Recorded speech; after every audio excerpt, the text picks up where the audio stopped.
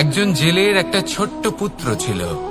সে ভাবল যে আমি আমার বাবার মতোই মাছ ধরব। তখন সে একটা লাঠি নিল, তাতে দড়ি বাঁধল, আর সেই দড়ির মুখে যে কাঁটা বিঁধে থাকে তাতে চারা ঝুলিয়ে জলে ফেলল আর বসে থাকল। কিছু সময় পরে জলে একটি তরঙ্গ দেখা গেল। ও বুঝতে পারল খুব বড় একটা মাছ ফাঁদে পড়েছে।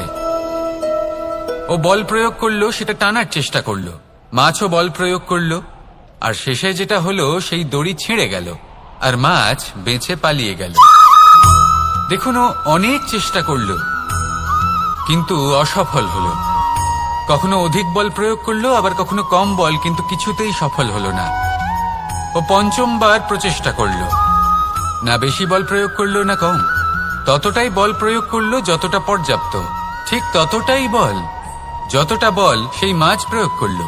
আর শেষ পর্যন্ত জীবনে প্রথমবার ও মাছ ধরতে সফল হলো। এবার এই কথার সারমর্ম কি? ভারসাম্য। এটাই হলো জীবনের সবথেকে বড় নিয়ম। আমাদের সবার জীবনে সমস্যা রয়েছে, কখনো মন দিয়ে ভেবে দেখবেন। জীবনে যদি কোনো ক্ষুদ্র সমস্যা বা ছোট সমস্যা থাকে আর সেটা সমাধান করার জন্য আপনি বেশি চেষ্টা করছেন, তাহলে তার দ্বারা সমাধান হয় না, বরং আরো বিপদ বেড়ে যায়। যখন কোনো বড় সমস্যা থাকে আর আপনি কম চেষ্টা করতে থাকেন, তখন সমাধান হয় না, তা চলতেই থাকে। শুধু এটাই হলো ব্যাপার। জীবনের সমস্ত সমস্যার একটা ভারসাম্য বজায় রাখা, যদি এটা আপনি শিখে ফেলতে পারেন, জীবনটা আপনার হাতের মুঠোয় থাকবে। আসুন আমার সাথে ভালোবেসে বলুন, রাধা রাধা। আপনি কখনো কোনো বাজকে নিজের বাসা বানাতে দেখেছেন? এই বাজ যখনই কোনো বাসা বানায় তখন উঁচু গাছের ডালে বা কোনো পর্বতের শিখরে বাসা বানায়, অনেক উচ্চতায়। আর সেখানে তার সন্তানও জন্মগ্রহণ করে। যখন এই সন্তানেরা জন্মায় তখন এই বাজ খুবই ভালোবেসে এবং খুব সাবধানে এদের পালন পোষণ করে। নিজের ঠোঁট দিয়ে তাদের ঠোঁটে খাবার পরিবেশন করে। কিন্তু যেই সেই সন্তানেরা হৃষ্টপুষ্ট হয়ে যায় এবং সেই কথা বাজ নিজে বুঝতে পেরে যায়, সেই বাজ নিজেই সেই বাসা ছিন্ন ভিন্ন করে দেয়। সেই সন্তান যাদের সবেমাত্র ডানা গজিয়েছে, কিভাবে উড়তে হয় তারা জানে না, সেই সন্তানগুলিকে উচ্চতা থেকে ঠেলে দেয়। সেই সন্তান প্রথমে ভয়ভীত হয়ে যায়। তারা সামনে মৃত্যুকে দেখতে পেয়ে ভয়ের কারণে তাদের ডানা ঝাপটাতে থাকে। আর সেই প্রক্রিয়াতে সেই সন্তানগুলি উড়তে শুরু করে দেয়। এবার এই ঘটনায় আমরা কি শিক্ষা পেতে পারি? এটাই, যদি আপনি মাতা পিতা হন তাহলে নিজের সন্তানকে অবশ্যই স্নেহ করুন, কিন্তু তাদেরকে নিজের আঁচলের তলায় বেঁধে রাখবেন না। যদি আপনি চান আপনার সন্তান জীবনে উন্নতি করুক, তাহলে নিজের মুঠো থেকে তাদের স্বতন্ত্র করে দিন। এই সংসারে সংঘর্ষ করতে দিন। সেই সন্তান নিজেই বুঝতে পারবে যে জন্মের সময় পাওয়া ডানা কি করে ব্যবহার করতে হয়। আর আপনার চোখের সামনে আপনার সন্তান এই আকাশে উড়তে থাকবে। তাহলে আসুন আমার সাথে ভালোবেসে বলুন, রাধা রাধা। কখনো কোনো চাতককে দেখেছেন? একটা চাতক বর্ষার জন্য অপেক্ষা করে। সেই বর্ষার জলে নিজের তৃষ্ণা নিবারণ করে, নয়তো সারা বছর তৃষ্ণার্ত থেকে যায়। ও আকাশের দিকে তাকিয়ে থাকে আর অপেক্ষা করে যে কবে বর্ষা হবে আর কবে আমি আমার তৃষ্ণা নিবারণ করব। সেখানে অন্যদিকে একটি কাক বা একটা পায়রা, এরা কি করে? যেখানে জল পায় পান করে নেয়, যেখানে খাবার পায় খেয়ে নেয়, আত্মীয় স্বজন বন্ধু বান্ধব যাকেই পায় তার সাথে সময় কাটায়, খাবার খায় আর চলে যায়। এবার এদের মধ্যে মিল কোথায় আর পার্থক্য কোথায়? দুজনের কাছেই ডানা রয়েছে, দুজনেই উড়তে পারে। এই আকাশ হলো ওদের, খাবারের দানা ওদের। পার্থক্য হলো তাদের অভিলাষার, পার্থক্য হলো তাদের আকাঙ্ক্ষার, পার্থক্য জীবন যাপনের ধরনের। এবার যত বেশি আকাঙ্ক্ষা থাকবে, যত দামি জীবন যাপন করার ইচ্ছে থাকবে, তত বেশি কষ্ট আপনাকে সহ্য করতে হবে। আবার অন্যদিকে জীবন যত সরল হবে, জীবন যাপন যত সরল হবে, সমস্যা ততটাই কম হবে। তাই সবসময় চেষ্টা করবেন আপনার মানসিকতা এবং আপনার জীবন যেন সরল হয়। ভালোবাসতে থাকুন। যদি কেউ আপনাকে ভালোবাসে তাকেও আপনি ভালোবাসা ফিরিয়ে দিন। তাদের সাথে কথা বলুন, কিছু তাদের কথা শুনুন, কিছু নিজের কথা বলুন। দেখবেন সকল তাপ উত্তাপ দূর হয়ে গেছে। এটাই তো হলো জীবনের সারমর্ম। তাই প্রেমে থাকুন, ভালোবাসুন, আর ভালোবেসে আমার সাথে বলুন রাধা রাধা। একবার একজন সাধক ওনার শিষ্যদের একটা কাজ দিলেন। একটা দুর্লভ জড়িবুটি নিয়ে আসতে বললেন। এতটাও কঠিন কাজ সেটা ছিল না, কারণ সকল শিষ্য জানতেন যে এই দুর্লভ জড়িবুটি কোথায় পাওয়া যায়। পর্বতের শিখরে। কঠিন কাজ কোনটা? সেখানে পৌঁছনোর সেই পথ যা ছিল কাঁটায় জর্জরিত, পাথরে পরিপূর্ণ, যেখানে পিছলে পড়ার আশঙ্কা রয়েছে এবং গভীর ক্ষত পেতে পারে সবাই। এবার বেশ কয়েকজন শিষ্য গেলেন। তার মধ্যে কয়েকজনই সেই জড়িবুটি নিয়ে আসতে পারলেন। কারণটা কি ছিল? কিছু শিষ্যের মনোযোগ ছিল শুধুমাত্র লক্ষ্যের দিকে, অর্থাৎ পর্বতের সেই শিখরে।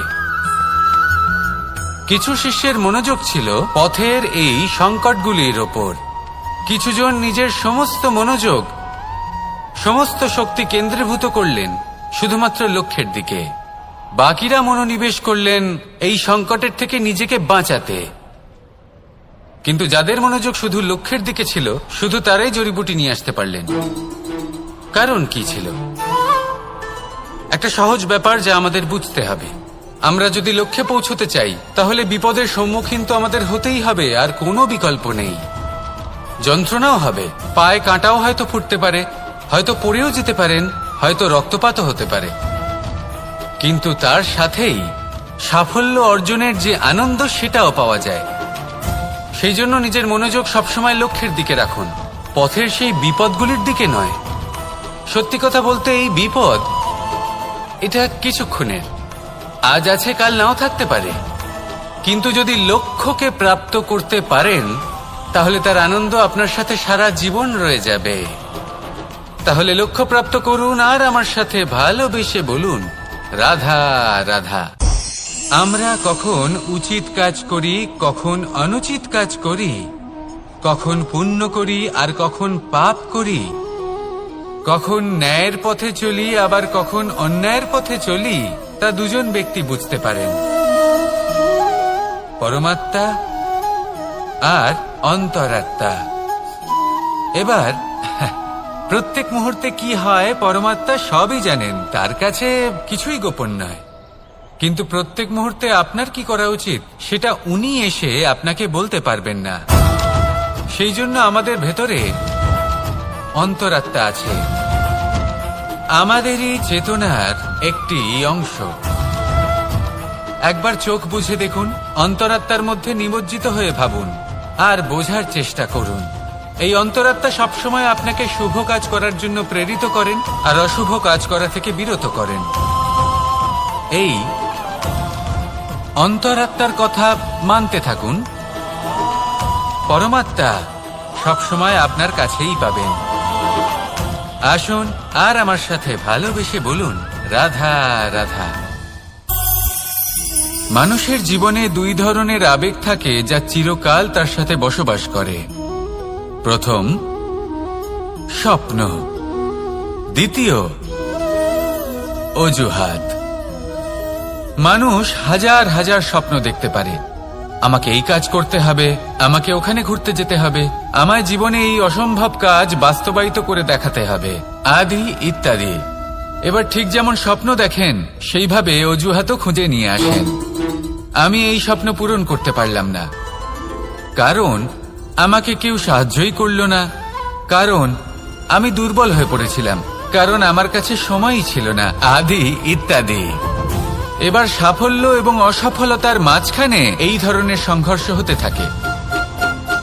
সাফল্য তখন লাভ করা সম্ভব যখন আপনার স্বপ্ন আপনার অজুহাতের থেকে অনেক বড় হয়, আর অসফলতা তখন পাবেন যখন আপনার অজুহাত আপনার স্বপ্নের থেকে অনেক বড় হয়। আপনি যদি সাফল্য লাভ করতে চান, তাহলে চেষ্টা করতে থাকুন, পরিশ্রম করুন, যদি অসফল হন তাহলে ভয়ভীত হওয়ার কোনো প্রয়োজন নেই। নিজের ভুল বুঝুন, তাকে শুধরে নিন, আবার চেষ্টা করুন। কিন্তু যদি নিজের জীবনে অজুহাত নিয়ে আসেন, তখন স্বপ্ন কখনো পূরণ হবে না। আসুন আমার সাথে ভালোবেসে বলুন, রাধা রাধা। এমন কিছু রয়েছে মানুষের মনে, তাদের জীবনে, এমন এক আবেগ যা সর্বজন বিদিত, যা সবাই জানেন যে উপস্থিত আছে। সেটাকে আমরা সমস্যা বলে থাকি। এমনিতে আমরা সকলেই জানি যে এমন কোনো গৃহ নেই যেখানে মৃত্যুর ছায়া পড়েনি, এমন কোনো বৃক্ষ নেই যার দ্বারা ওষুধ তৈরি সম্ভব নয়, এমন কোনো অন্ন নেই যা সময়ের সাথে বিষ বা অমৃতে পরিণত হতে পারে। এবার এই সমস্যাগুলি কোনো ব্যক্তির জন্য সমস্যা হতে পারে, কিন্তু নিজে থেকে এরা কোনো সমস্যাই নয়। এরা আসে আমাদের সাহায্য করতে, আমাদের কিছু শেখাতে। আপনি নিজেই দেখুন, পর্বতের শিখর থেকে কোনো এক পাখি পড়ে গিয়ে নিজের প্রাণ ত্যাগ করল। সেটা কখন সম্ভব? যখন সেই পাখি ওড়ার চেষ্টাই করে না।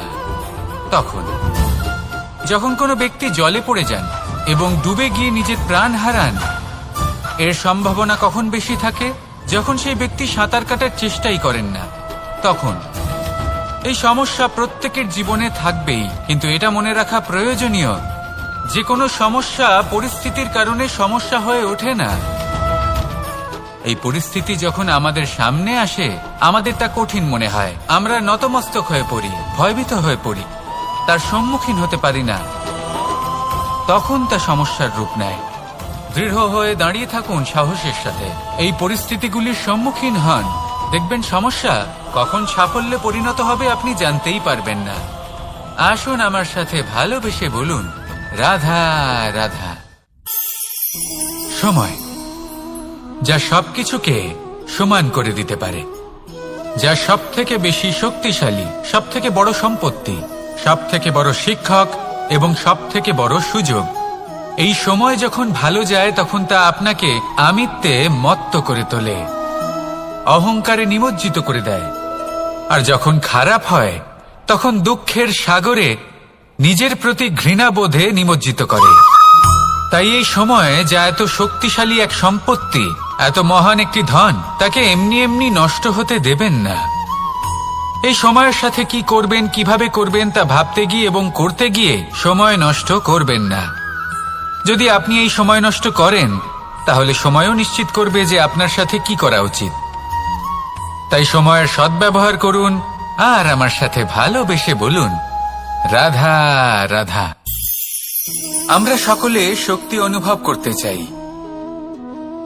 এবার যদি আপনাকে জিজ্ঞেস করা হয় যে সবথেকে বেশি শক্তির অনুভব কোথা থেকে করা সম্ভব, তখন কেউ কেউ বলবেন পুষ্টিকর আহার গ্রহণ করলে, ব্যায়াম করলে, কেউ বলবেন ধন লাভ করলে, বন্ধুদের থেকে, পরিবারের থেকে, আদি ইত্যাদি।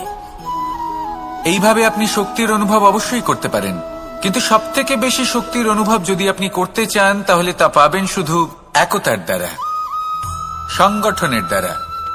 যদি আপনাকে উদাহরণ দিই, নিজের এই হাতটাকে দেখুন, 5টা আঙুল রয়েছে। কোনো একটা বস্তুকে নিজের একটা আঙুল দ্বারা তুলে ধরার চেষ্টা করে দেখুন, বড়ই কষ্ট হবে। তখন আপনি বুঝতে পারবেন যখন এই 5টি আঙুল একত্রিত হয় তখন কোনো কাজ কতটা সহজ হতে পারে। এটাই হলো শক্তি, একতার। সব থেকে ভালো উদাহরণ যদি আপনাকে দিই তাহলে বাঁশি। এই বাঁশি থেকে অত্যন্ত মধুর সুর নির্গত হয় যা সবার মন প্রসন্ন করে দেয়।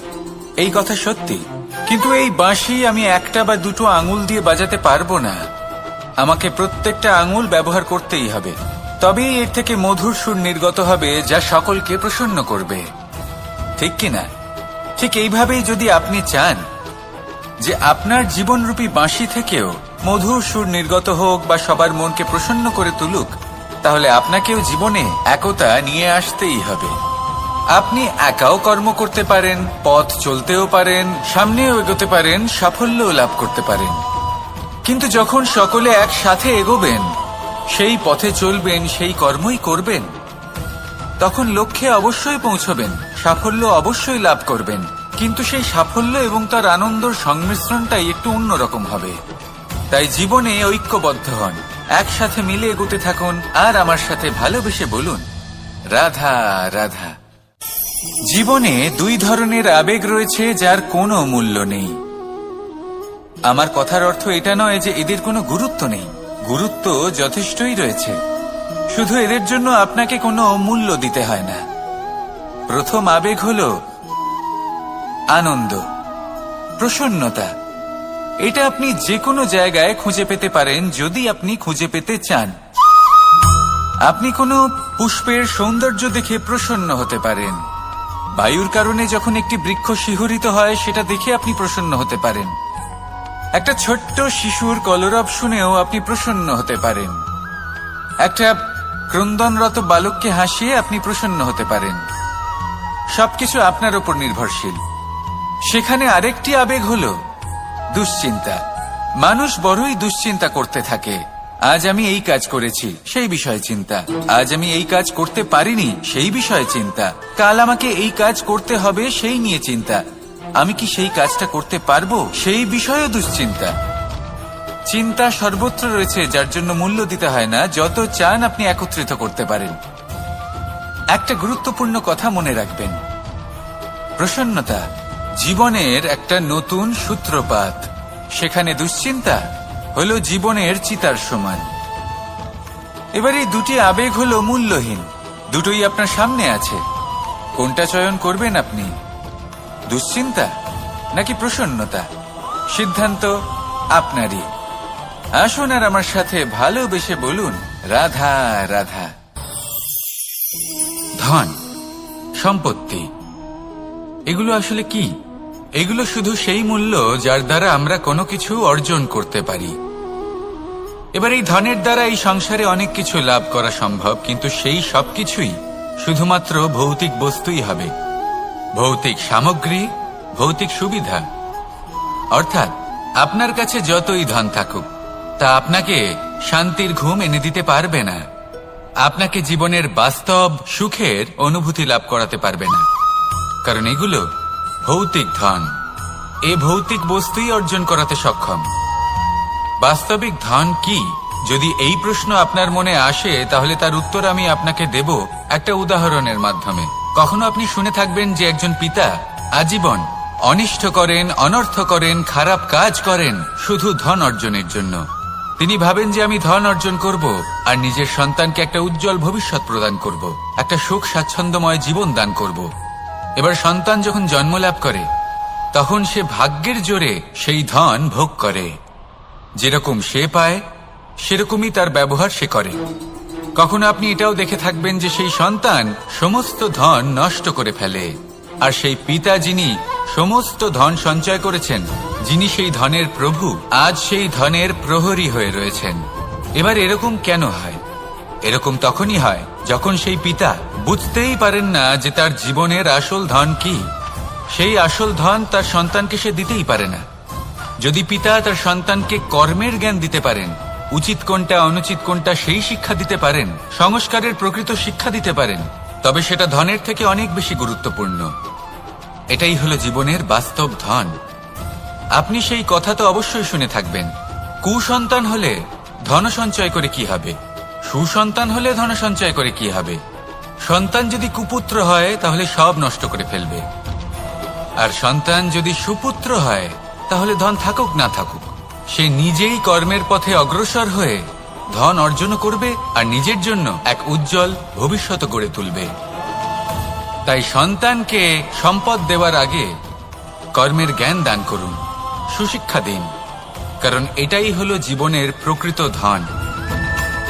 আসুন আর আমার সাথে ভালোবেসে বলুন, রাধা রাধা। বিগত দিনের কিছু কথা মনে পড়ে গেল, এক অদ্ভুত ঘটনা যা অমূল্য শিক্ষা দিয়ে যেতে পারে। বিষয় হলো যক্ষের সাথে যুধিষ্ঠিরের কথোপকথন।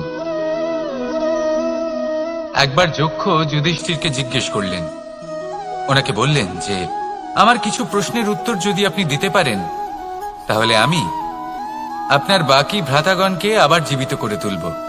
সেগুলোর মধ্যে খুব গুরুত্বপূর্ণ আর কঠিন একটা প্রশ্ন ছিল, এই সংসারে সব থেকে শ্রেষ্ঠ আশ্চর্য কোনটি?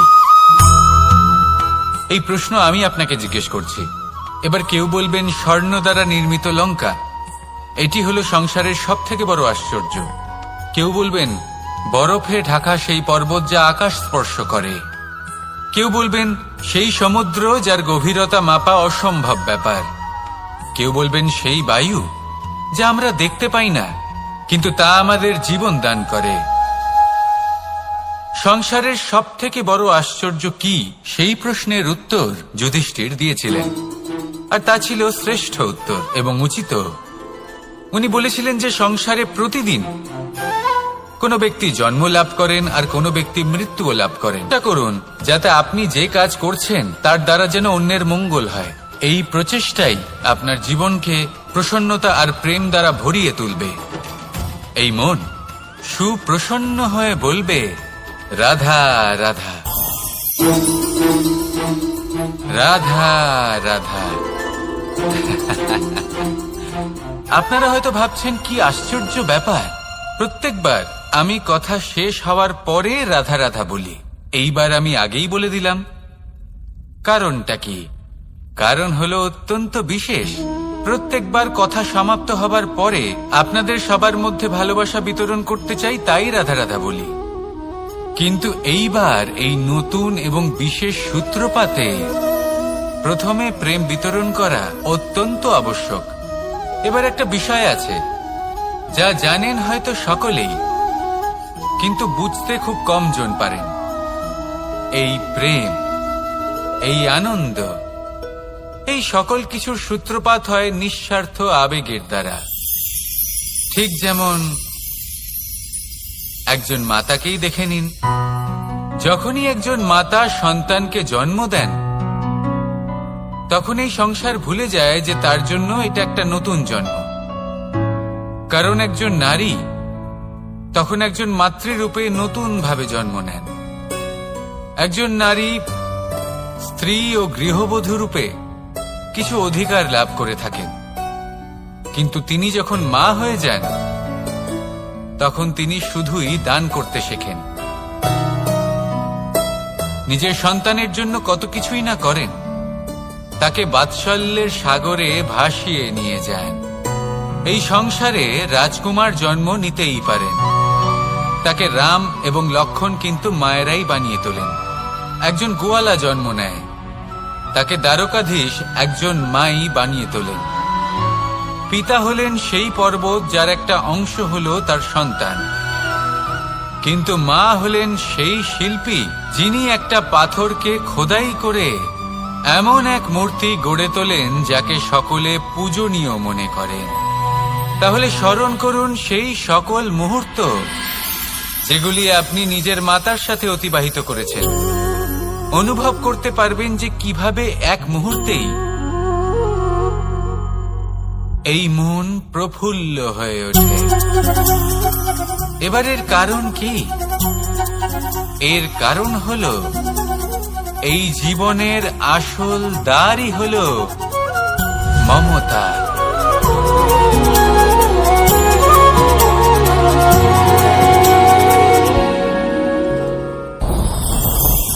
আমার জীবনে পরিচয় হয়েছে অনেক ব্যক্তির সাথে, ভিন্ন ভিন্ন ধরনের মানুষ। এনাদের সাথে আলাপ হয়ে খুব ভালো লেগেছে, অনেক শিক্ষাও লাভ করেছি। আমি তাদের সাথেও আলাপ করেছি যারা অনেক উচ্চ স্তরে পৌঁছে গেছেন, আবার তাদের সাথেও যারা নিজেদের জীবনে বিশেষ কিছু করতে পারেননি। তাদের সাথেও পরিচয় হয়েছে যারা সফল, আবার তাদের সাথেও যারা অসফল। এবার এই সবই একই রকম মনে হয়। এদের মধ্যে পার্থক্য শুধুই মানসিকতার। যখনই কোনো অসফল ব্যক্তির সাথে পরিচয় হয়েছে, তখনই দেখেছি তাদের কাছে সবসময় একটা অজুহাত রয়েছে যে কেন তারা সফল হতে পারেননি। কখনো তারা দোষ দিয়ে থাকেন তাদের ভাগ্যকে, তাদের পরিস্থিতিকে, দোষারোপ করতে থাকেন তাদের মাতা পিতাকে, আত্মীয়দের, বন্ধু বান্ধবদের। কোনো না কোনো অজুহাত সবসময় এদের কাছে থাকে যে কেন তারা সফল হতে পারেননি। সেখানেই যখন সফল ব্যক্তির সাথে পরিচয় হয়, তাদের কাছে সবসময় একটা কারণ থাকে যে কিভাবে এই সমস্যাগুলির ঊর্ধ্বে উঠে সাফল্য লাভ করা যায়। আর সেই কারণ হলো যে যাই হয়ে যাক না কেন, সাফল্য লাভ করতেই হবে, যতই সংঘর্ষ করতে হোক না কেন। যতই সমস্যা আসুক না কেন, সফল আমাদের হতেই হবে। এটাই পার্থক্য মানসিকতার। সত্যি কথা বলতে, আপনার আজকের এই মানসিকতা হলো আপনার আগামী ভবিষ্যতের ইমারতের ভিত। এই মানসিকতা যতটা প্রবল হবে, যতটা শুভ হবে, আপনার ভবিষ্যৎ ততটাই বিশাল এবং সুন্দর হবে।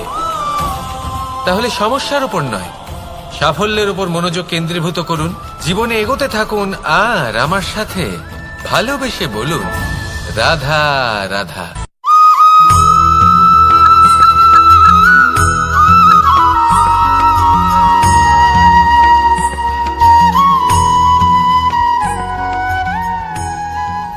একজন রচনাকার নিজেই নিজের প্রতিভা একদম শেষ করে দিতে পারে যখন সে অনেকগুলো কাজ নিজের কাঁধে নিয়ে নেয়। একটা গুরুত্বপূর্ণ কথা সবসময় মনে রাখবেন, আজ আপনি যেখানেই থাকুন না কেন, যেমনই যে কোনো স্থানেই থাকুন না কেন, এর পেছনে আপনার আকাঙ্ক্ষার একটা বিশাল ভূমিকা রয়েছে। কিন্তু মনে রাখবেন, আপনাকে শিখতে হবে যে কখন আর কিভাবে নিজের উচ্চাকাঙ্ক্ষাগুলিকে লাগাম পরাতে হবে, কারণ এটা অত্যন্ত আবশ্যক। তাই আসুন আর আমার সাথে ভালোবেসে বলুন, রাধা রাধা। অনেক সময় আমরা জীবনে অনেক মানুষকে এমন বলতে শুনে থাকি যে আমি অসফল হয়েছি কারণ আমার সময় ভালো যাচ্ছিল না। আমি এই জিনিসটা লাভ করতে চাইছিলাম কিন্তু করতে পারলাম না কারণ আমার সময়টা ভালো যাচ্ছিল না। আমি আমার জীবনে ওই মহান কাজটা করতে চাইছিলাম কিন্তু করতে পারলাম না। কেন? কারণ আমার সময়টা ভালো যাচ্ছিল না। কিন্তু যে মুহূর্তে ভালো সময় আমার জীবনে আসবে, আমি সব কিছু প্রাপ্ত করব। এমন প্রায় প্রত্যেকেই বলেন। আসুন একটা কথা বোঝা যাক। একজন মালিকে দেখুন, সে প্রত্যেক দিন গাছের সেবা করে, তাকে জল দেয়, তার যত্ন আত্তি করে। কেন? প্রত্যেক দিন সেই গাছ ফল দেয় না। সঠিক সময় এলে তবেই সেই গাছ ফল দেয়, কিন্তু প্রত্যেক দিন মালি তার সেবা করে, তাকে যত্ন করে। শুধুমাত্র তখন করে না যখন সেই গাছ ফল দিতে সক্ষম। আর যদি মালি গাছের যত্ন প্রতিদিন না করে, তাহলে হয়তো সেই গাছ ফল দিতেই পারবে না। এটাই হলো আমাদের জন্য একটা শিক্ষা। যখন সময় আমাদের জন্য অপেক্ষা করে না, তখন আপনি সময়ের জন্য কেন অপেক্ষা করছেন? ভালো সময়ের জন্য অপেক্ষা করবেন না। ভালো এবং শুভ কর্ম দ্বারা ভালো সময়কে নিজের কাছে টেনে আনুন। নিরন্তর কর্ম করুন, পরিশ্রম করতে থাকুন, শুভ সময় আপনা থেকেই আপনার কাছে আসবে। আসুন আমার সাথে ভালোবেসে বলুন, রাধা রাধা। মানুষের এই সংসারে জীবনযাপন করার জন্য কিছু জিনিসের প্রয়োজন পড়ে। এমন কিছু আবেগ, এমন কিছু বস্তু আছে যেগুলো তার প্রয়োজন হয়। কিন্তু সব থেকে বেশি যে জিনিসটা তার প্রয়োজন হয় সেটা হলো সম্মানের। আমাদের ভালো লাগে যখন কেউ আমাদের সম্মান করে। আমরা কাউকে সম্মান করলে তারও সেটা ভালো লাগে। কিন্তু আপনি দেখবেন যে সংসারে বেশিরভাগ মানুষ দুটি মাপদণ্ডের ভিত্তিতে সম্মান করেন। হয় বয়স দেখে করেন বা উপার্জন দেখে, অর্থাৎ সেই ব্যক্তি কতটা উপার্জন করেন। এবার ভেবে দেখুন, এটা আবশ্যক নয় কারোর বয়স যদি বেশি হয় তার বুদ্ধিও ততটাই বেশি হবে। আবশ্যক এটাও নয় যে কোনো ব্যক্তি যদি অত্যন্ত ধনী হন বা তার মনও নির্মল হবে বা তিনি সৎকর্ম করবেন বা এমন কোনো কর্ম করবেন যাতে উনি সম্মান লাভ করতে পারেন। হতে পারে উনি ধনী কিন্তু দুশ্চরিত্র। সেই জন্য বয়স বা উপার্জন দেখে কোনো ব্যক্তিকে সম্মান করবেন না। কর্ম দেখুন। যদি গভীরভাবে ভেবে দেখেন তাহলে দেখবেন যদি কোনো মানুষ কোনো সৎকর্ম করেন তাহলে তার প্রতি হৃদয় থেকে সম্মান জাগ্রত হয়। এটাই হলো সেই সম্মান যা অর্জন করতে হবে। বয়স আজ আছে, কাল আরো বৃদ্ধি পাবে। উপার্জন আজ আছে, কাল সেটা কমে যেতেও পারে। কিন্তু যদি আপনি নিরন্তর শুভকর্ম করতে থাকেন তাহলে আপনি মৃত্যুর পরেও অমর হয়ে থাকবেন। আসুন আমার সাথে ভালোবেসে বলুন, রাধা রাধা। পাপ এবং পুণ্য, এই দুই হলো সংসারের এমন দুই বিন্দু যাকে কেন্দ্র করে এই সংসারের চক্র ঘুরতে থাকে। আমরা যদি কোনো কর্ম বিচার করি, হয় পুণ্য নয় পাপের দৃষ্টিভঙ্গি দিয়ে, এটা হয় পুণ্য না হলে পাপ। কিন্তু এই পাপ এবং পুণ্য এই দুই নির্ভর করে প্রত্যেক মানুষের ওপর, তার চিন্তাধারা, তার পরিস্থিতির ওপর। ধরুন এমন একজন মানুষ যিনি অনেক দিন ধরে বনে পথ হারিয়েছেন, অনেক দিন হয়তো উনি কোনো খাবার খাননি।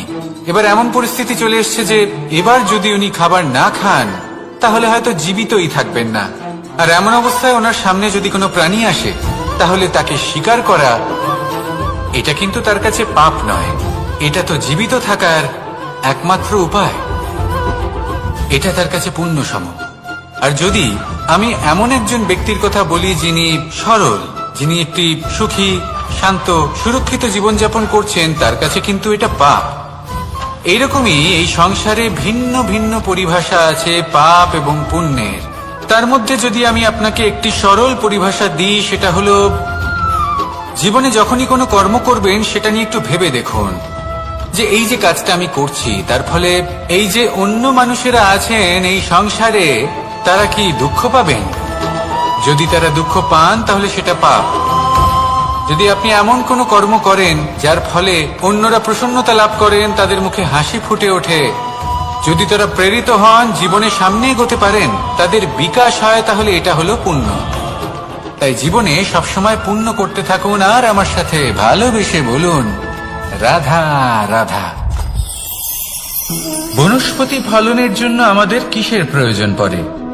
একটু ধরিত্রীর, একটু পরিশ্রমের, আর একটা বীজের।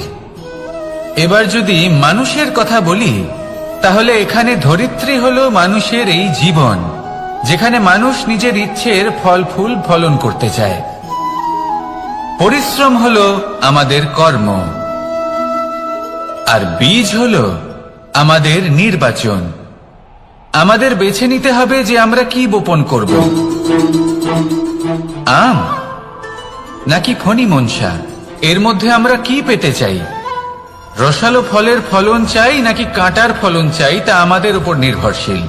কিন্তু একটা কথা ঠিক, লক্ষ্য যেমনই হোক না কেন, জীবন যেমনই হোক না কেন, যদি আপনি লক্ষ্যের দিকে এগোতে থাকেন তাহলে কর্মের সাথে খামখেয়ালি আচরণ করতে পারবেন না। যদি আপনি এমন করেন তাহলে এটা আপনাকে একটা অনুচিত লক্ষ্যে পৌঁছে দেবে, সেটা কিন্তু নিশ্চিত।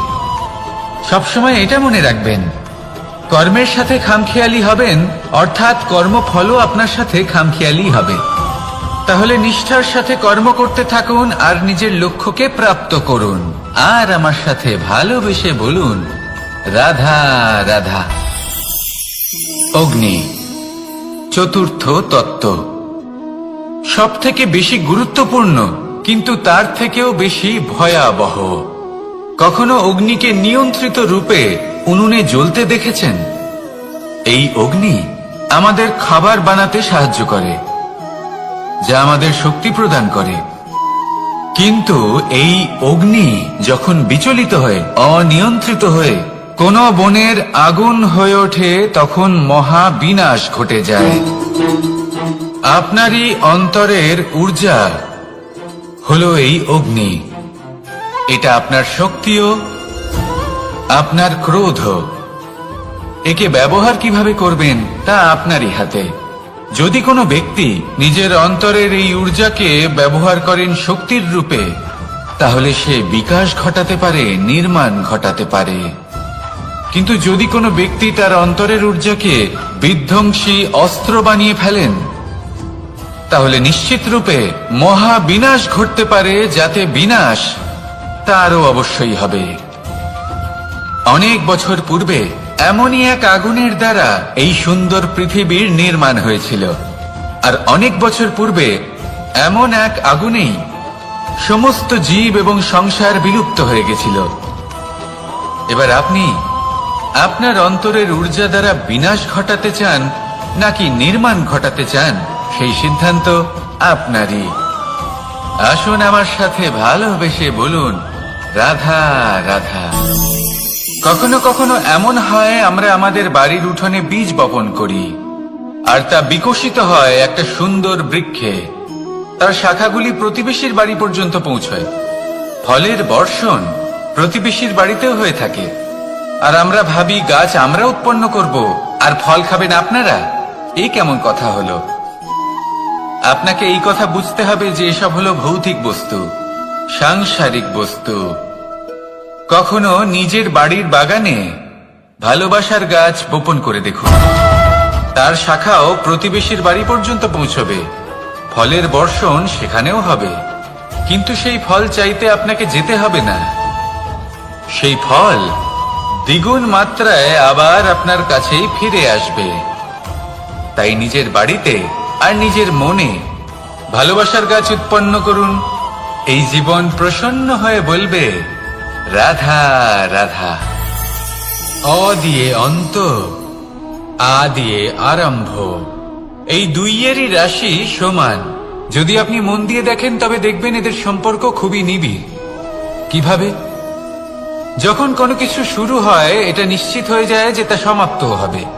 আরম্ভই যদি না হয় তা সমাপ্তও হবে না। যা আরম্ভ হয়েছে তার সমাপ্তি হলো অবশ্যম্ভাবী। এটাই হলো প্রকৃতির নিয়ম, একে এড়ানো যায় না। এবার এই কথা আমরা সকলে জানি। এবার মানুষ কি ভাবে যে সমাপ্তির পরে কি হতে পারে, এর উত্তর তাদের কাছে নেই। তাদের উচিত অন্য কোনো বিষয় ভাবা যা বেশি গুরুত্বপূর্ণ। এবার মানুষ এটা জানে না যে মৃত্যুর পরে কি হতে পারে, কিন্তু এই কথা অবশ্যই জানে যে জন্ম থেকে মৃত্যু পর্যন্ত এই সময়, যাকে আমরা জীবন বলে থাকি, এই সময় আমরা কর্ম করতে পারি। এই কথা তো আমরা জানি। তাহলে এমন কি কর্ম করা যেতে পারে যা আমাদের সমাপ্তির পরও আমাদের প্রাসঙ্গিক করে রাখতে পারে, এই বিষয়ে ভাবা উচিত। যে জন্মগ্রহণ করেছে তার মৃত্যু হবেই, এটা সাধারণ বিষয়। কিন্তু ইতিহাস আজও সেই সকল মানুষজনকে স্মরণ করেন যাদের এই সংসার তাদের মৃত্যু নয়, বরং তাদের জীবনকালে যে কর্ম তারা করেছেন তার দ্বারা মনে রাখেন। সেই কর্মের কারণে এই সংসারে তাদের নাম, তাদের কর্ম, তাদের ব্যক্তিত্ব, তাদের কীর্তি অমর হয়ে থাকে এবং থাকবে। আপনার কাছে এতটা সময় নেই যতটা আপনার মনে হচ্ছে আপনার কাছে আছে। সেই জন্য যত শীঘ্র সম্ভব শ্রেষ্ঠ কর্ম করুন, যতটা পারবেন ততটা অধিক সুকর্ম করুন। এই সংসারে নিজেকে অমর করে তুলুন আপনার মৃত্যুর পরেও। আর আমার সাথে ভালোবেসে বলুন, রাধা রাধা। উমাই কি, আমি কখন থেকে এখানে অপেক্ষা করছি, হাত পেতে দাঁড়িয়ে রয়েছি যাতে একটা ফল আমার হাতে এসে পড়ে এবং সেটা আমি খেতে পারি। কখন থেকে অপেক্ষা করছি, কিন্তু সেটা হচ্ছেই না। এবার আপনি বলবেন যে এসব কি বলছি, এ কি অদ্ভুত কথা বলছি। যদি ফল খেতে হয় তাহলে আমাকে বৃক্ষে চড়তে হবে, ফলের কাছে পৌঁছতে হবে, তবেই তো ফল পাবো। এবারে এটা অত্যন্ত সহজ ব্যাপার, কিন্তু এই বিষয়টা আপনি নিজের জীবনের প্রসঙ্গে ভেবে দেখুন। লক্ষ্য কোথায় আছে আপনি জানেন, সেই লক্ষ্যে পৌঁছানোর পথ কি সেটাও আপনি জানেন, সেই পথে চলার ক্ষমতাও আপনার রয়েছে, কিন্তু তাও আপনি নিজের লক্ষ্য লাভ করতে পারছেন না। কেন? কারণ আপনি অপেক্ষা করছেন যে লক্ষ্য আপনার সামনে চলে আসবে, কিন্তু তা হয় না।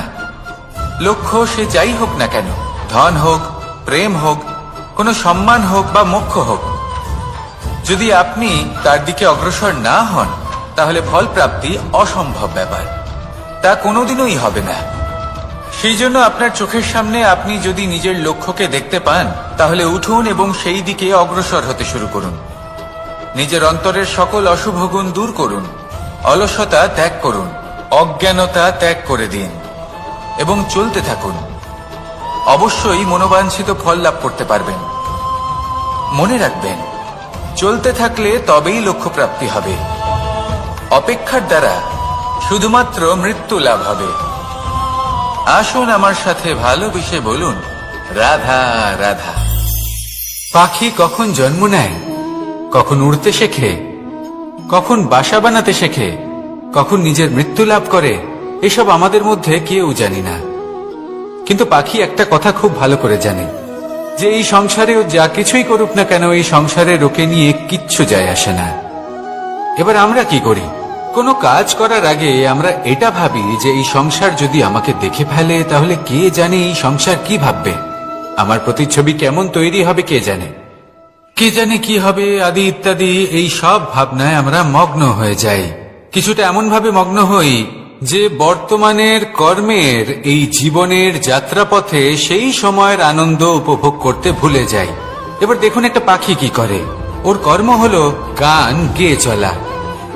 ওই পাখি গেয়ে চলে, কেউ ওর গান শুনুক বা না শুনুক, কেউ আদৌ শুনছে কিনা সেই বিষয়টা নিয়ে সেই পাখির কিছুই যায় আসে না।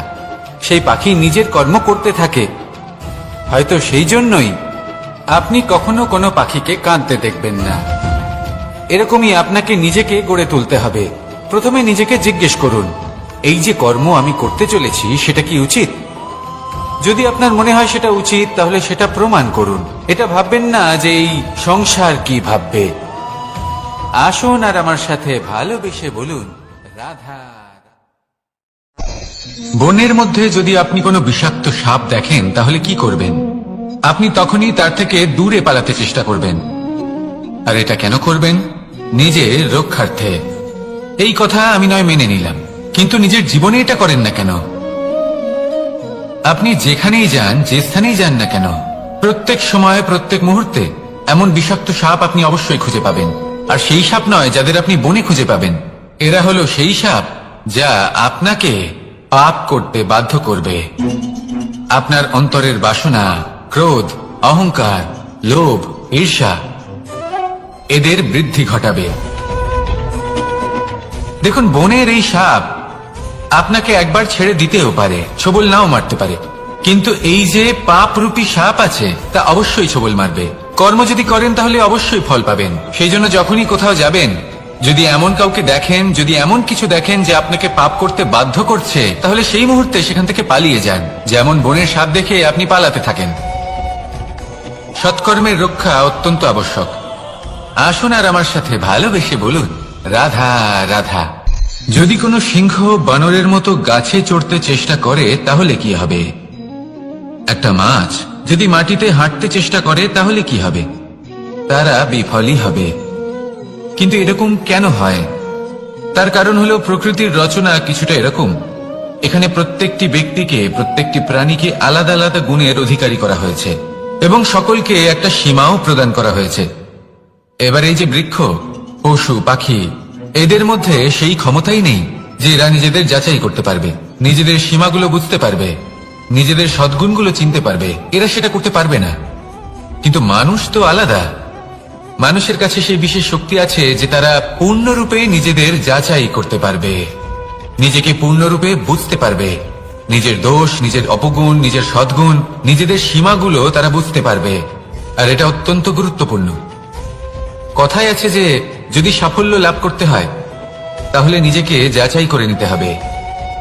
তাই নিজেকে যাচাই করুন, নিজের সাথে পরিচিত হয়ে যান এবং জীবনে কর্ম করতে থাকুন। সাফল্যের শিখরে অবশ্যই পৌঁছে যাবেন। আর ওখানে যদি যান তাহলে এই মন প্রসন্ন হয়ে অবশ্যই বলবে রাধা রাধা। অন্ধকারাচ্ছন্ন রাত্রি যদি এসে থাকে তাহলে আলোকিত প্রকাশ নিয়ে সূর্যও অবশ্যই আসে। রোগ যদি এসে থাকে তাহলে তার ওষুধও অবশ্যই আসে। সমস্যা যদি আসে তাহলে সেই সমস্যার সমাধানও নিজে থেকেই আমাদের কাছে চলেই আসে। এই সংসার, এই জীবনের শুধুমাত্র একটাই নিয়ম আছে, আর তা হলো এটাই, এই সংসার হলো একটা চক্রের মতো। এতে শাশ্বত বলে কিছু নেই, নিত্য বলে কিছু নেই। আর যা কিছুই রয়েছে সব বদলাতে চলেছে। যদি আপনার জীবনে দুঃখ থাকে, সমস্যা থাকে, যদি আপনি বিপদ দ্বারা আচ্ছন্ন, তাহলে মনে রাখবেন সবকিছু বদলে যেতে চলেছে। দুঃখের সময় কাঁদবেন না, মনকে আরো দুঃখী করে তুলবেন না, কারণ এখানে যা কিছুই এসেছে তা যাওয়ার জন্যই এসেছে। তাহলে এত চিন্তা কিসের? আনন্দ সহকারে জীবন যাপন করুন আর আমার সাথে ভালোবেসে বলুন রাধা রাধা। রাত্রিবেলায় যখন আলোকিত জোনাকিদের দেখেন তখন মন প্রসন্ন হয়ে ওঠে। এদের দেখতে খুবই সুন্দর লাগে। আর এমন ঠিক কেন হয়? প্রথম হলো এটাই যে রাতের বেলায় চতুর্দিক অন্ধকারাচ্ছন্ন থাকে। এমত অবস্থায় যদি আমরা কোথাও একটু প্রকাশ দেখি তাহলে সেটাই আশার কিরণের ন্যায় মনে হয়। সেই প্রকাশই আমাদের মন প্রসন্ন করে তোলে। আর সেই জন্য যে সকল মানুষ রাতের বেলায় কোনো জোনাকি দেখতে পান, তারা প্রসন্ন হয়ে যান। এবার কখনো কখনো জীবনে আমাদের মনে হয় যে চতুর্দিকে শুধুমাত্র অন্ধকারই হয়ে আছে, প্রত্যেকেরই তা কখনো মনে হয়। আর তখনই আমাদের নিরাশ হলে চলবে না, আমাদের দুঃখী হলে চলবে না। সেই সময় আমাদের খুঁজতে হবে নিজেদের আশেপাশে, চতুর্দিকে, আর কোথাও না কোথাও আমরা প্রকাশ অবশ্যই দেখতে পাবো, আশার একটা কিরণ অবশ্যই দেখতে পাবো। কেউ এমন একটা কর্ম করেন যেটা দেখে আমরা প্রেরিত হয়ে যাই, আর এমন কোন কর্ম যদি আপনারা করেন, তাহলে সেই কর্ম আপনার মনকে প্রসন্ন ভাব, আনন্দ এবং ভালোবাসা দ্বারা ভরিয়ে তুলবে। আপনার অন্তরে সেই অন্ধকারের অন্ত করবে, দুঃখেরও অন্ত করবে। আর এই মন প্রসন্ন ভাব নিয়ে বলবে, রাধা রাধা। মনুষ্য জীবনের সবথেকে বেশি গুরুত্বপূর্ণ বিষয় হল মনের একাগ্রতা। এই সংসারের যে কটি মহান কার্য সম্পাদন হয়েছে তা হল মনের এই একাগ্রতার একমাত্র ফল। আপনি অবশ্যই দেখে থাকবেন, অনেক ছোট বড় নদী যা বয়ে চলে তাদের সামনে একটা বাঁধ নির্মাণ করা হয় সেই সব নদীর জল সঞ্চয় করতে। বাঁধ হয়ে গেলে প্রয়োজন মতো বা মনের ইচ্ছে মতো তাকে ব্যবহার করা সম্ভব। এবার এটাই আমাদের মনের সাথেও সম্ভব। আমাদের মনের একাগ্রতা আজকের দিনে দাঁড়িয়ে বিভিন্ন ধরনের বিকার, ক্রীড়া এবং ভোগের মধ্যে ভাগ হয়ে গেছে। একে একত্রিত করতে হবে, একটা বাঁধ নির্মাণ করতে হবে, কর্মের বাঁধ। আপনাকে শুধু এটাই করতে হবে, যেটা উচিত কর্ম সেটাই করুন, যেটা অনুচিত কর্ম সেটা করা থেকে নিজেকে বিরত রাখুন। ব্যাস, এই কাজটাই আপনি করতে থাকুন, করতে থাকুন। মনের মধ্যে একাগ্রতার বাঁধ নির্মাণ করুন। আর একবার যদি তা নির্মাণ হয়ে যায়, তাহলে যখন চাইবেন, যেখানে চাইবেন, যতটা চাইবেন একাগ্রতা প্রয়োগ করতে পারবেন। আর একবার যদি আপনি এটা শিখে যান, তাহলে এই সংসারকে বদলে ফেলার মতো কাজ আপনি করতে পারবেন, সমাজকে শুধরাবার মতো কাজ করতে পারবেন। তাহলে এই মনকে একাগ্র করুন আর আমার সাথে ভালোবেসে বলুন, রাধা রাধা।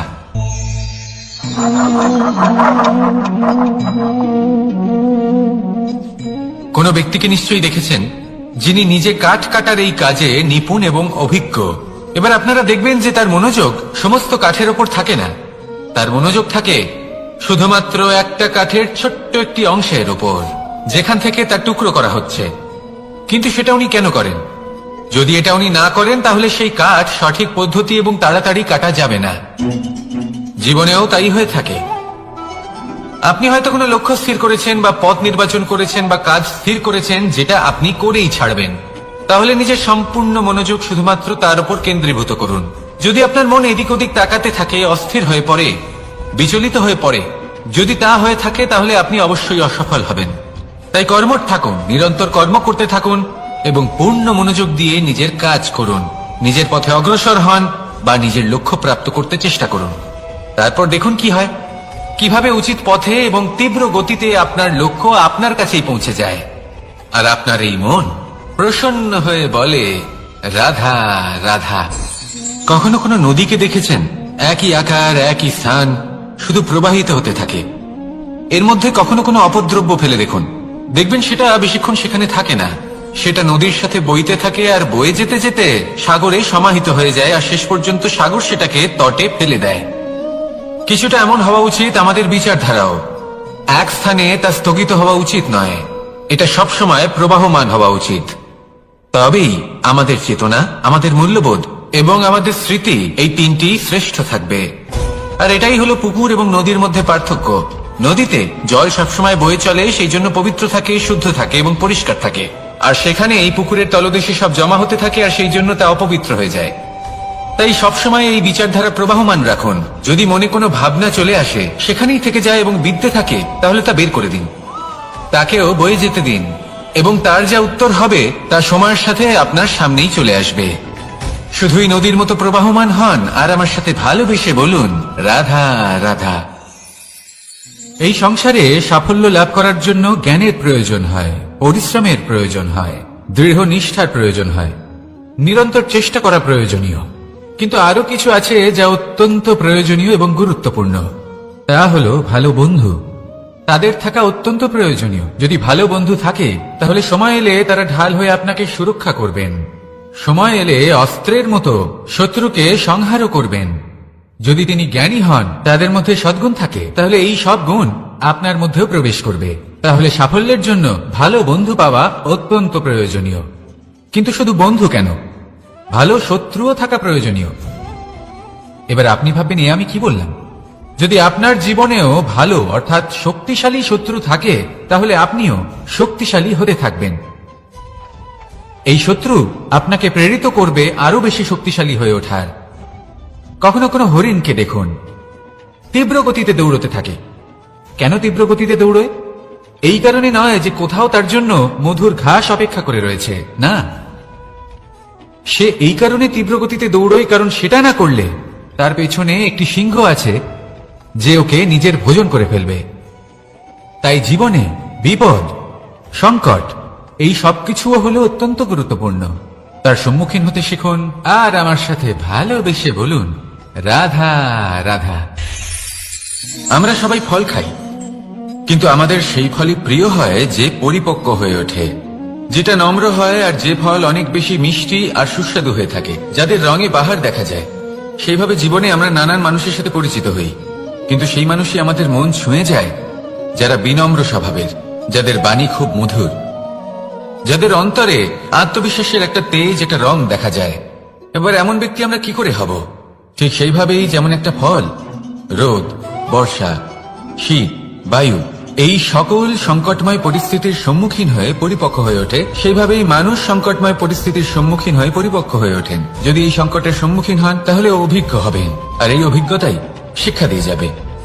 এই অভিজ্ঞতা আমাদের শিখিয়ে দেয় যে আমাদের বিনম্র থাকতে হবে। অহংকার করে কোনো লাভ নেই। মধুর বাণীর যে কি মূল্য তা আমরা শিখতে পারি। এই অভিজ্ঞতাই আমাদের বুঝিয়ে দেয় যে উচিত অনুচিত কোনটা, আমাদের দৃষ্টিভঙ্গি তৈরি করে, আর এই দৃষ্টিভঙ্গি দ্বারা আত্মবিশ্বাস জাগ্রত হয়।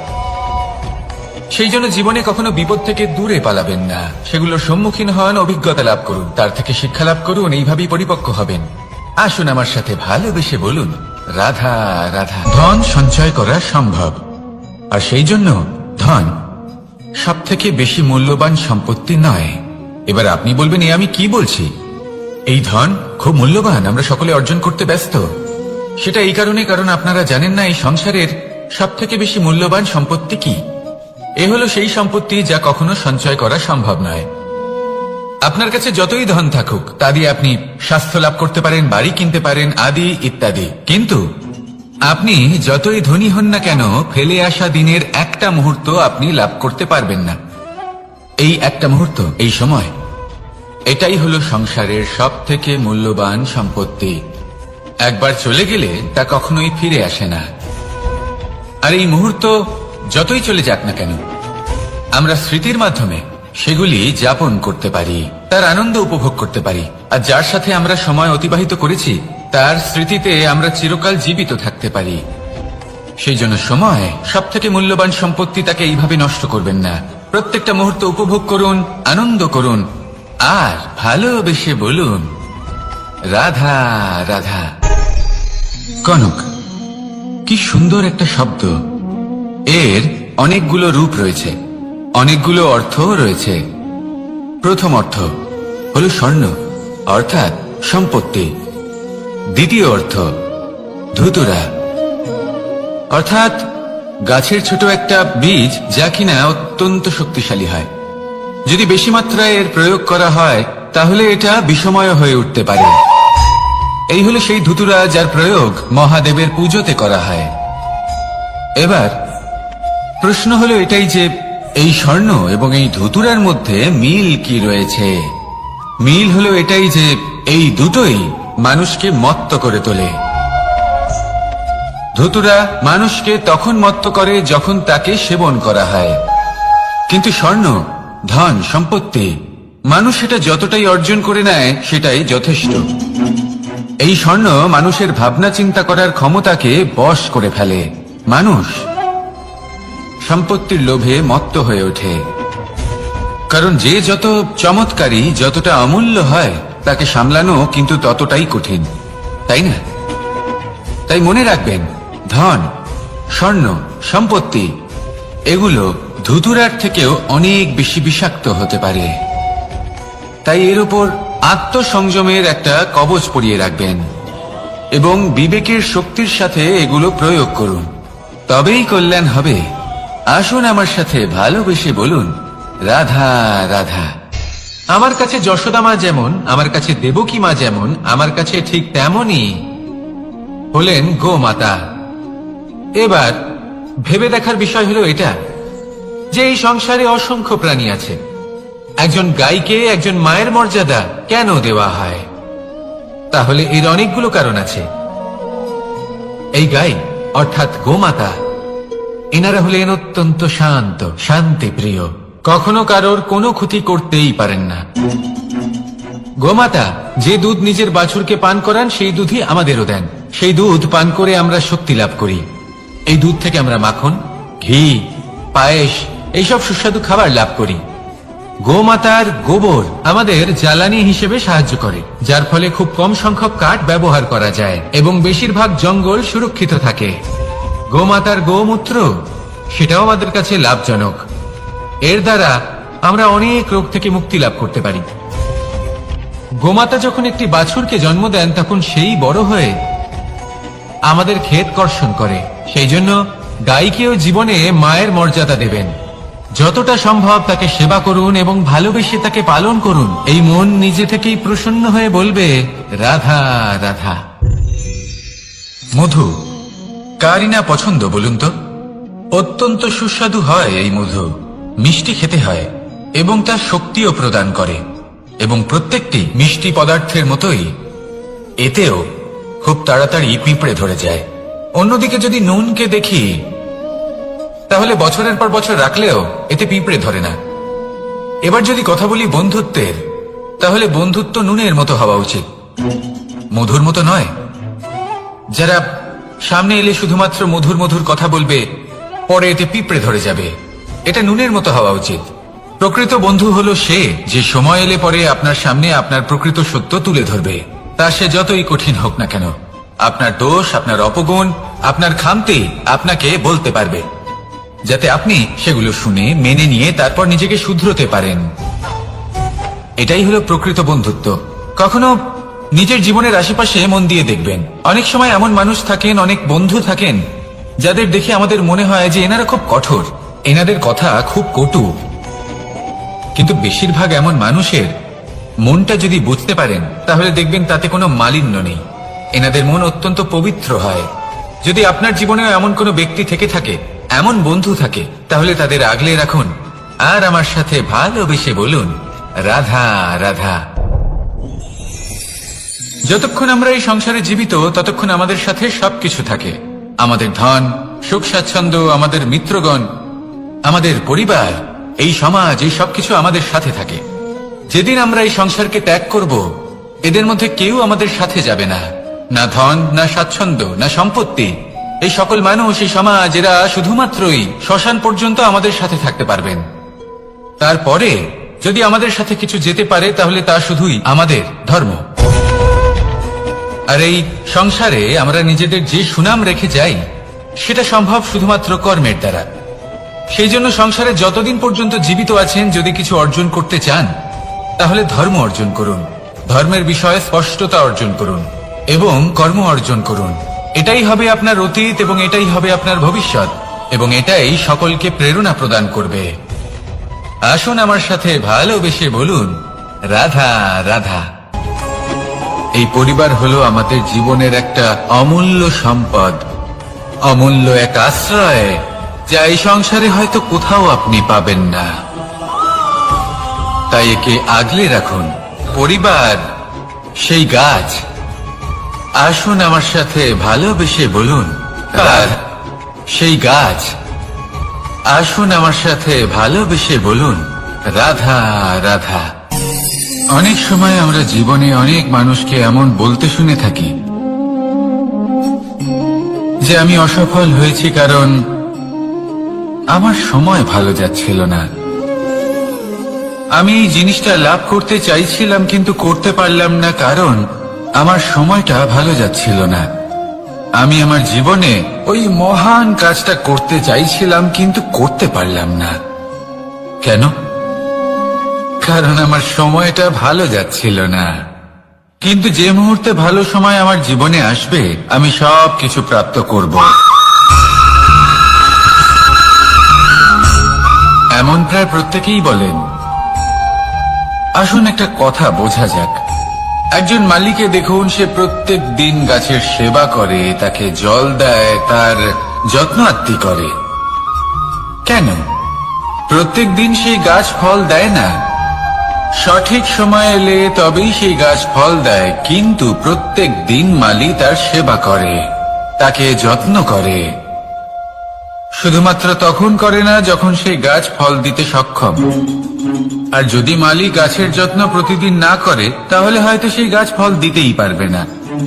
এটাই হলো আমাদের জন্য একটা শিক্ষা।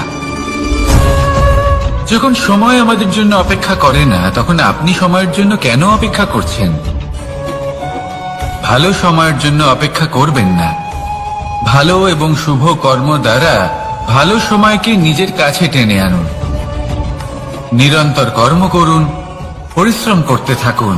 শুভ সময় আপনা থেকেই আপনার কাছে আসবে।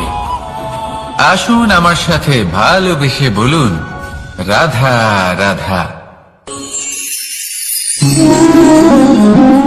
একে বালি বলুন, মাটি বলুন বা ধুলো বলুন, এ দিয়ে কত কিছু করা সম্ভব। এ দিয়ে আপনি নিজের বাসস্থান নির্মাণ করতে পারেন, প্রাচীর গড়ে তুলতে পারেন, অট্টালিকা নির্মাণ করতে পারেন। কিন্তু যদি এই বালিকে আপনি মুষ্টিবদ্ধ করে রাখতে চান, তাহলে তা হাত থেকে ফসকে যাবে। আপনি কখনোই একে মুষ্টিবদ্ধ করতে পারবেন না। এরকমই হয় আমাদের জীবন, আর এরকমই হয় সময়। এই মুষ্টিবদ্ধ করা বালির মতো। সময়কে আমরা বাধা দিতে পারবো না, আটকেও রাখতে পারবো না। এ হলো প্রবাহমান। জন্ম থেকে মৃত্যু পর্যন্ত এই যে সময়, তা খুবই সীমিত। আর এই সময় আমরা যেটাই করি তার দ্বারাই আমাদের মূল্য নির্ধারিত হয়। আর এই সংসার থেকে চলে যাওয়ার পরেও এই সংসার এই সব কর্মের জন্যই আমাদের মনে রাখে। তাই যদি আপনি এটা ভাবেন যে আজ যে কর্ম করার ছিল আমি না হয় কাল করে নেব, কাল আমার লক্ষ্যে পৌঁছানোর কথা ছিল আমি পরশু পৌঁছবো, না, এই সময় খুব মূল্যবান, একে নষ্ট করবেন না। এই সময়কে সদ্ব্যবহার করুন, মহান হবার পথে অগ্রসর হন। একে যদি মুষ্টিবদ্ধ করে রাখার চেষ্টা করেন, এই সময় থেমে থাকবে না। আসুন আমার সাথে ভালোবেসে বলুন, রাধা রাধা। আমাদের মনে যখন কোনো প্রশ্ন ওঠে, কোনো দ্বন্দ্ব জাগে, তখন আমরা যাই আমাদের গুরুর কাছে, আমাদের আরাধ্যের কাছে গিয়ে জিজ্ঞেস করি। এইভাবেই একদিন আমি পৌঁছলাম আমার আরাধ্যের কাছে, আমার মহাদেবের কাছে, আর ওনাকে প্রশ্ন করলাম যে মহাদেব, জীবনে আনন্দ পাওয়ার, উৎসব পালনের, প্রেম ভাগ করে নেবার, জীবনকে উপভোগ করে নেওয়ার সর্বশ্রেষ্ঠ সময় কোনটা? মহাদেব হাসলেন আর উনি বললেন, জীবনে উৎসব পালনের সব থেকে শ্রেষ্ঠ দিন হল মৃত্যুর ঠিক আগের দিনটা। প্রেম ভাগ করে নেওয়ার সব থেকে শ্রেষ্ঠ মুহূর্ত হল মৃত্যুর ঠিক আগের মুহূর্ত। জীবনকে উপভোগ করে নেওয়ার সর্বশ্রেষ্ঠ প্রহর হল মৃত্যুর এক প্রহর পূর্বে। তখন আমি চমকে গেলাম। আমি বললাম, কিন্তু মহাদেব, মৃত্যু তো অনিশ্চিত, আমরা জানিও না কবে আমাদের মৃত্যু হবে। মহাদেব আবার হাসলেন। উনি বললেন যে যদি আমরা এভাবে জীবন কাটাই যে আমরা জীবনের প্রত্যেক দিন, প্রত্যেক মুহূর্ত, প্রত্যেক প্রহর শেষ বলে মনে করি, তাহলে আমাদের সমস্ত জীবন আনন্দের সাথেই অতিবাহিত হবে। কি বলেন?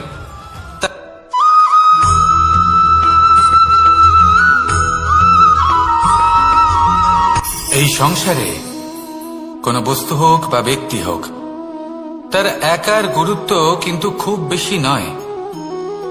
একটা উদাহরণ হিসেবে বৃষ্টির ফোঁটাকে ভেবে দেখুন। যদি একটি বৃষ্টির ফোঁটা হয় তাহলে তার খুব বেশি গুরুত্ব থাকে না, কিন্তু যখন সহস্র বৃষ্টির ফোঁটা মেঘের মধ্যে দিয়ে ঝরে পড়ে, তখন সেটা বর্ষার রূপ ধারণ করে। সেই বর্ষা যা এই প্রকৃতিকে শান্ত করে। সেইভাবেই পাথরের ছোট টুকরো তার খুব বেশি গুরুত্ব থাকে না, কিন্তু যখন অসংখ্য পাথরের টুকরো একত্রিত হয় তখন তা পর্বতের আকার ধারণ করে। সেইভাবেই কিছু মানুষ যখন একত্রিত হন তখন তৈরি হয় পরিবার, কিছু পরিবার যখন একত্রিত হয় তখন তৈরি হয় সমাজ, যখন অনেক সংখ্যক সমাজ একত্রিত হয় তখন তৈরি হয় রাজ্য। এবার এই রাজ্যের সবথেকে গুরুত্বপূর্ণ ব্যক্তি হতে পারেন রাজা, কিন্তু তাও সেই রাজা একা কিছু করতে পারেন না।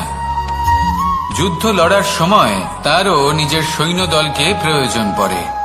কিন্তু এই সংসারে এমন একজন ব্যক্তি আছেন যিনি একাই সব কাজ করতে থাকেন, এবং সেই ব্যক্তি হলেন মা। আমাদের জীবনে একজন পিতার ভূমিকা কিন্তু নিঃসন্দেহে অমূল্য, কিন্তু আমাদের সকলের জীবনে যে ভূমিকা একজন মায়ের তা অন্য কারোর থাকে না। একজন মা একাই সন্তানকে বড় করতে পারেন, সংস্কারী করে তুলতে পারেন, তার জন্য পরিশ্রম করেন।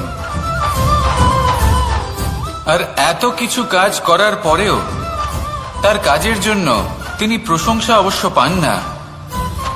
উল্টে যদি সেই সন্তান অনুচিত পথে চালিত হয়, অনুচিত কর্ম করে, তখন সেই মাকেই অপবাদের পাত্র হয়ে উঠতে হয়। আমাদের জীবনে মায়ের যোগদান কতটা সেটা বুঝুন। আপনাকে বড় করে তোলার জন্য উনি কতটা পরিশ্রম করেছেন সেটা বুঝুন। আজ থেকে, এখন থেকে, এই মুহূর্ত থেকে মাকে সম্মান করতে শিখুন। যখন সময় পাবেন, যখন সুযোগ হবে, তখন তার প্রশংসা করুন, ওনারও ভালো লাগবে। আর মায়ের এই মমতার জন্য, তার এই ভূমিকার জন্য আসুন সবাই মিলে আমরা তাকে প্রণাম করি, আর সকলে মিলে ভালোবেসে বলি রাধা রাধা।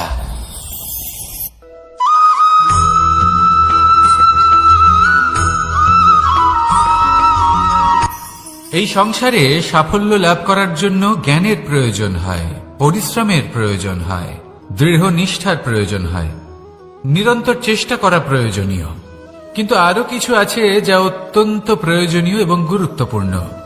তা হলো ভালো বন্ধু। তাদের থাকা অত্যন্ত প্রয়োজনীয়। যদি ভালো বন্ধু থাকে তাহলে সময় এলে তারা ঢাল হয়ে আপনাকে সুরক্ষা করবেন। সময় এলে অস্ত্রের মতো শত্রুকে সংহারও করবেন। যদি তিনি জ্ঞানী হন, তাদের মধ্যে সদ্গুণ থাকে, তাহলে এই সব গুণ আপনার মধ্যেও প্রবেশ করবে। তাহলে সাফল্যের জন্য ভালো বন্ধু পাওয়া অত্যন্ত প্রয়োজনীয়। কিন্তু শুধু বন্ধু কেন, ভালো শত্রুও থাকা প্রয়োজনীয়। এবার আপনি ভাববেন, আমি কি বললাম?